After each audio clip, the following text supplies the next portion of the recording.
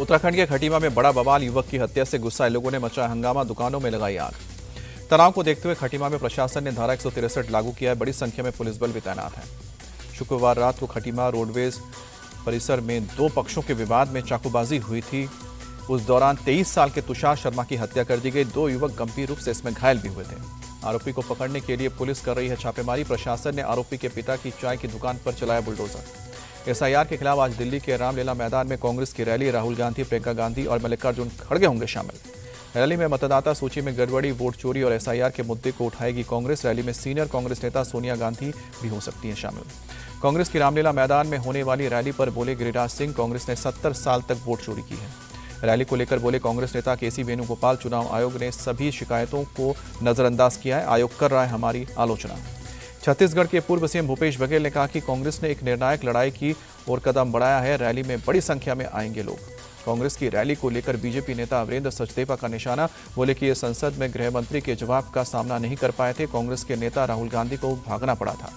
बंगाल में एसआईआर के तहत वोटर लिस्ट से 58 लाख नाम हटे हैं। ममता की भवानीपुर सीट में 44,000 नाम डिलीट हुए हैं। साउथ 24 परगना से 8 लाख नाम कटे हैं।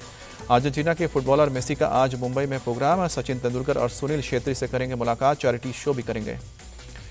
मुंबई के बांद्रा वर्ली सी लिंक को फुटबॉलर लियोनेल मेसी के स्वागत के लिए सजाया गया। शानदार लाइटिंग की गई। हैदराबाद में अर्जेंटीना के फुटबॉलर लियोनेल मेसी ने सीएम रेवंत रेड्डी के साथ खेला फुटबॉल मैच देखने के लिए दूर दूर से आए दर्शक। मेसी ने स्टेडियम में आए दर्शकों का अभिवादन स्वीकार किया। राहुल गांधी भी मेसी और रेवंत रेड्डी के साथ रहे मौजूद। कोलकाता में स्टार फुटबॉलर लियोनेल मेसी के फैंस का हंगामा। मेसी के जल्दी चले जाने पर भड़के फैंस ने सॉल्टलेक स्टेडियम में बोतलें फेंकी। कोलकाता में लियोनेल मेसी से शाहरुख खान की मुलाकात हुई। छोटे बेटे अब्राम को भी अपने चहेते फुटबॉलर से मिलवाया, साथ में तस्वीरें भी खिंचवाईं। ऑल इंडिया फुटबॉल फेडरेशन से घटना से पलड़ा झाड़ा, कहा कि हमारी अनुमति के बिना इसे आयोजित किया गया था। निजी कंपनी ने नहीं संभाला दायित्व। हंगामे के बाद एक्शन में आई कोलकाता पुलिस। कार्यक्रम के मुख्य आयोजक शत्रुघ्न दत्ता को गिरफ्तार किया। अव्यवस्था को लेकर पूछताछ। मुख्यमंत्री ममता बनर्जी ने मिसमैनेज के लिए माफी मांगी। तोड़फोड़ की घटना को दुर्भाग्यपूर्ण बताया। रिटायर्ड जज की अध्यक्षता में एक जांच कमेटी का गठन किया।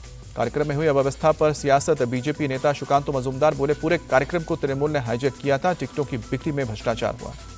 केरल के निकाय चुनाव में लेफ्ट डेमोक्रेटिक फ्रंट को बड़ा झटका। तिरुवनंतपुरम नगर निगम में बीजेपी की ऐतिहासिक जीत। एलडीएफ का 4 दशक पुराना किला ढहा। बीजेपी की ऐतिहासिक जीत से पीएम मोदी गदगद। सोशल मीडिया पोस्ट में लिखा, केरल के लोग यूडीएफ और एलडीएफ से तंग। एनडीए सुशासन का एकमात्र विकल्प। केंद्रीय राज्य मंत्री पंकज चौधरी ने यूपी बीजेपी अध्यक्ष के चुनाव के लिए नामांकन भरा।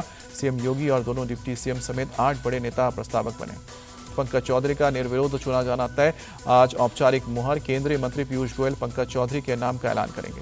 डिप्टी सीएम केशव मौर्य बोले, नए अध्यक्ष के नेतृत्व में 2027 का चुनाव लड़ेंगे और जीतेंगे। 2027 में 2017 से भी बड़ी जीत का भरोसा। नए यूपी बीजेपी अध्यक्ष को लेकर कांग्रेस हमलावर। अजय राय बोले, मुखिया बदलने से कुछ नहीं होगा क्योंकि जनता इनके काम से संतुष्ट नहीं।